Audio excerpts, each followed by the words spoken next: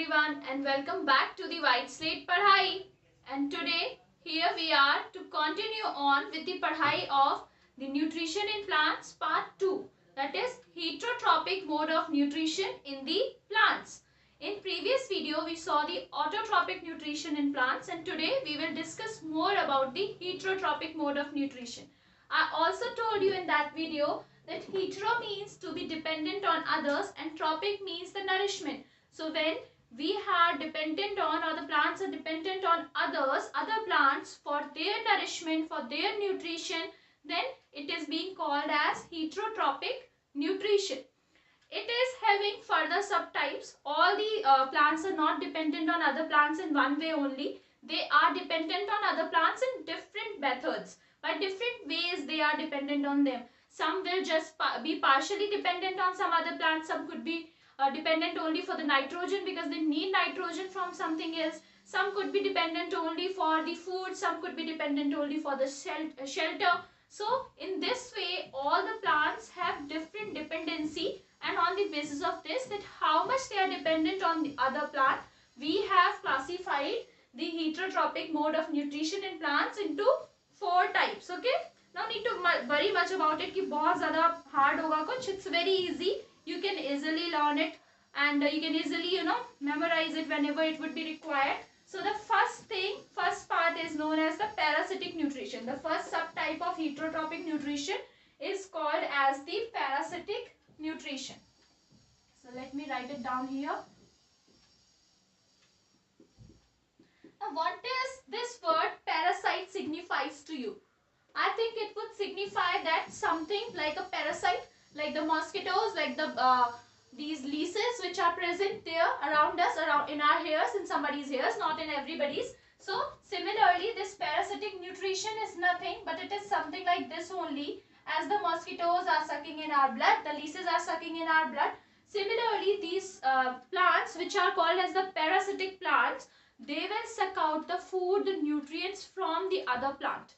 They are these parasitic plants, the plants which follow the parasitic nutrition are called parasitic plants. So don't get confused over it that what again and again I am saying is parasitic plants. So the plants which are following the parasitic nutrition, they would be called as the parasitic plants. These parasitic plants are like those unwanted guests which we don't want at our house. Those who come to our house without even telling us and then they never leave. Once they are at our house, they make themselves comfortable. They will first of all occupy one room, then they will occupy our whole of the space in the house and we will never like them. So these are just like those guests. So if they are the guest, it means the plant over which they are going to live, that would be the host. We all know whenever the guests will come to our house, so it means automatically we become the host.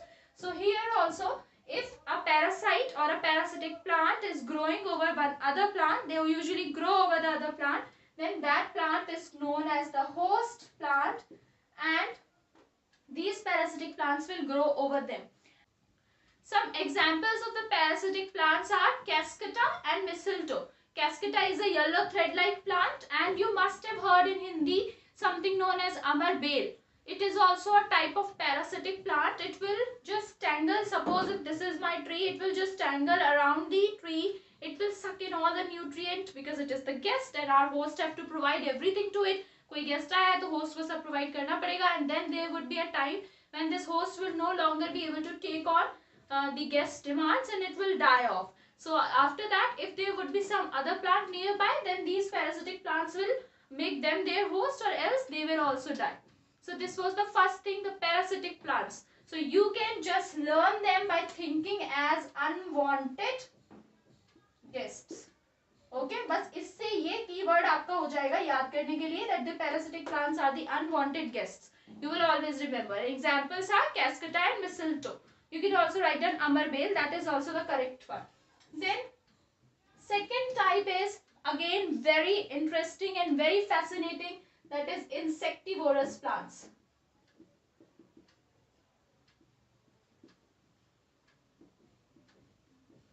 Their name is suggesting insectivorous. It means that something which is eating insects. Yes, you must find it amazing that how is this thing possible? But yes, it is possible. There are plants which eat the insects.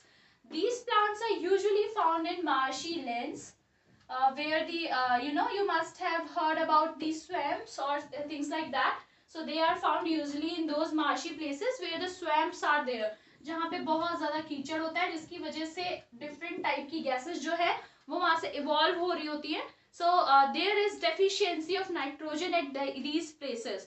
जहाँ पे भी ऐसी जगहें होती हैं जो swamps होते हैं, marshy lands होती हैं, these places are deficient in nitrogen. इनमें nitrogen की बहुत कमी होती है. तो नाइट्रोजन जो है that is again an important component which our plant require for producing the things, for producing its food, in the proteins. It has to make its own proteins. We have learned about this thing in previous one when we learned about photosynthesis कि carbon dioxide, water and all these things are getting combined to make up the food, that is oxygen and glucose. But eventually that food has to be converted into to make different things in the plant, to make energy, to make the proteins which the plant needs for its makeup. All of us are, all living being organisms are made up of proteins. So this nitrogen is required for making up of that protein. So here, as it is deficient in nitrogen, so are these insectivorous plants. They are also deficient in nitrogen. So what they are doing here, they will just eat the insects, because insects have nitrogen. At that places, the insects are having nitrogen present in them. So there are two of these plants. One is known as Spitzer plant. Don't write it as, just stay focused for its spelling. Don't write it as Spitzer. It's Spit and then Ch. So it's Spitzer plant, one of this. And then this plant is having a flap-like thing. And this would just, open up like this. It is having something like this, the flap-like material. And then as soon as some insect will come and fly and sit over it, it will just close its lid. It will close its lid or flap, and then that insect will be trapped inside the body of the Spitzer plant. These are usually found in India. If you will visit the northeastern states, then at those places you can find these Spitzer plants. These are very famous ones there.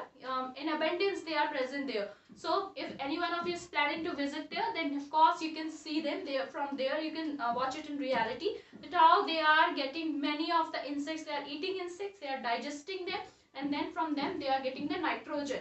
Similarly, there is one more plant apart from this which is known as Venus flytrap. इसके तो नाम में ही fly trap है, ऐसा लग रहा है कि शायद हमने इंसानों ने बना दिया है फ्लाई को ट्रैप करने के लिए. So this Venus flytrap is again something. It is also having the flap-like material, like you can see in the picture also. So it's both the flaps would closed and the insect would be trapped inside, and then it will just grab out all the nitrogen from it. That's it for the insectivorous plant. See, both were so fascinating. One is insect eater, एक तो कीड़े खा रहा है, and the other one is the unwanted guest. दोनों ही पसंद नहीं आए, मुझे तो बिल्कुल नहीं पसंद आया. आपको पसंद आए हो तो आ सकते हैं. The next one is the saprotropic nutrition. Okay, this is the again a very different kind of nutrition which is being taken upon by plants. The third type, which is called as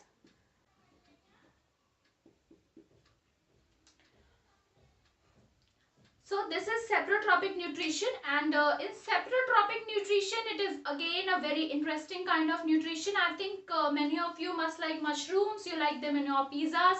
You like them to eat as vegetables. Many of you have it as a favorite, and some of you must not like it. So these mushrooms are something which are known as the saprotropic plants. They are the saprotrops, and they feed upon the dead and decaying plant matters. This is the most important thing which you should know about the saprophytes. The plants or organisms which are feeding or which are dependent on saprotropic nutrition, which are favoring this. They are known as saprotrops. So the saprotropic plants are those who are feeding on dead and decaying organic matter. Organic matter means all the things which is living. I am organic matter. The plants around me are organic matter. You are organic matter. We all are organic matter. And when we will die, then after that, we will get converted into something. We would be converted into humus. We would be converted into manures in normal language you can call. So that conversion is being done because of these types of plants and animals which are favoring the saprotropic nutrition. So mushroom is one of the example for this kind.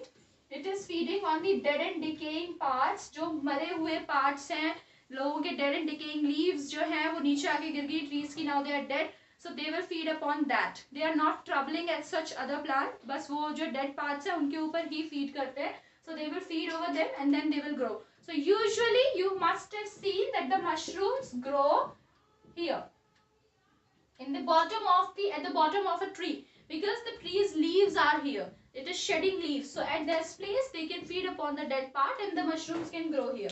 Apart from mushrooms, there is one more example of the saprotropic nutrition, and that is known as fungi. Fungi. Mushrooms are also a part of fungi.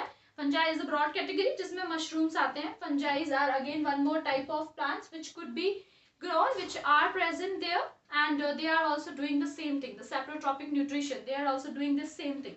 So see, they all are easy, all are different, so you can learn them easily. One is again our unwanted guest, one was the insect eater, and this one is just different of all. It is eating the dead parts, dead and decaying plant matters. बिल्कुल ही अलग है, मरे हुए लोगों को खाना पसंद है इसे, dead and decaying plant matters. And similarly, the last one is again fascinating, that is symbiotic nutrition. Here the sim means something where a give and take offer is taking place. It's not just कि एक ही जो plant है वो आपको कुछ दे रहा है and you are just following it up. It's not in that way. Here in symbiotic nutrition, what will happen? That it is a give and take offer. I will give you something only if you are providing me something in return, or else I'm not going to give you anything. Okay? Like for example, I am giving you the knowledge and you can give me a like, you can share our video. So this could work in two ways process. If your motivation is not there, then of course I won't be able to make the videos. I am able to make the videos because you all are motivating me. So similarly here in symbiotic nutrition, the relationship is there. It is a kind of relationship in which both the plants will get benefited with this. Both the plants would be benefited because of this relationship. One such relationship is found in leguminous plants and rhizobium bacteria. So we have leguminous plants like the pulses. They are called leguminous plants. Then we have the peas. We have the grams. These are the leguminous plants. And plus we have rhizobium bacteria.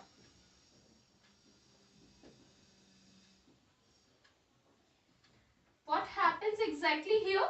That the leguminous plants will provide the rhizobium bacteria with food and shelter. They will provide him shelter. They will provide him food in the root nodules. जो roots होती है उनमें छोटे छोटे से ऐसे buds से निकल आते हैं किसी किसी की roots में, सिर्फ leguminous plants की roots में, or you can say, and there this rhizobium bacteria will live. So it will have food, it will have plenty of food, and it will also have the shelter to live in. And in return, this rhizobium bacteria is a very nice thing. It is able to catch the atmospheric nitrogen. ये property और किसी में नहीं होती है, इसमें ही होती है सिर्फ कि जो एटमॉस्फेयर में 78% नाइट्रोजन है उसे ये कैच कर सकता है. प्लांट्स नहीं कैच कर सकते, हम नहीं ब्रीथ कर सकते. इतनी सारी प्रेजेंट है पर हम ब्रीथ करके उसे यूटिलाइज नहीं कर सकते. हमें भी इन प्लांट्स के ऊपर डिपेंडेंट होना पड़ता है नाइट्रोजन के लिए. So this rhizobium bacteria will fix the nitrogen. It will take the nitrogen or fix it up, and then it will give it to the leguminous plants. So this is a symbiotic relationship in which both are getting benefited. और इसके रहने से इन plants को कुछ फर्क नहीं पड़ता है. They are happy as they were. So this is all about the heterotropic nutrition. सभी में हमने देखा कि दूसरों के ऊपर plants जो थे वो dependent थे अपने खाने के लिए. यहाँ पे पूरी तरह से डिपेंडेंट थे ये कैस्केटा और मिसल्टो हमारे.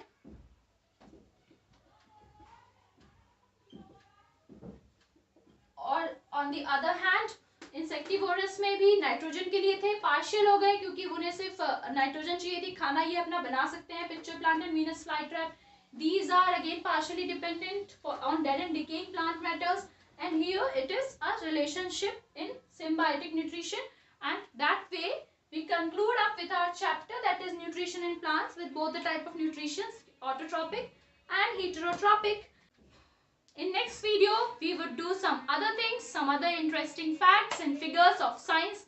Till then you can share my video and you can follow us on the Facebook page, that is the White Slate Padhai, and you can also like this video if you have liked this. Thank you.